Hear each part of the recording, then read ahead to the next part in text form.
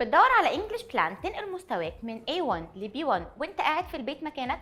تعالى اقولك ازاي نقدر نشتغل على الفور سكيلز من غير ما تتحرك من البيت. اول حاجه هنشتغل عليها هي الليسننج بتاعك، وده عن طريق ويب سايت اسمه elo.org.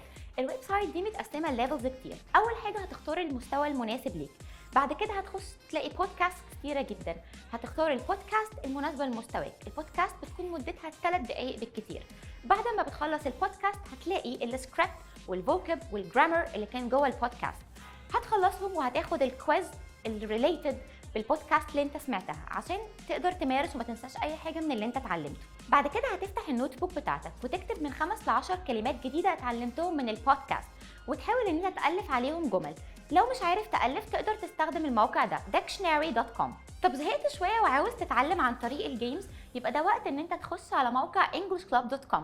في الموقع ده هتلاقي lessons لكل مهارات اللغه. ولو محتاج تحسن الريدنج بتاعك هحتاجك تخش على ابلكيشن اسمه ايستوريا ابلكيشن، وفي الابلكيشن ده هتلاقي قصص كتير جدا على حسب مستواك. وعشان نحسن السبيكنج بتاعنا هحتاجك تخش على موقع اسمه small talk to me، وكمان عندنا letsless.com. وعشان بقى نحسن البرونانسيشن في موقع كويس جدا بيحسن لك اخطائك اللغويه اسمه getpronounced.com. ما تنساش تعمل سيف للبوست عشان تقدر ترجع له تاني، ولو عاوز لينكس بتاعت المواقع سيب لنا كومنت واحنا هنبعتها لك في رساله.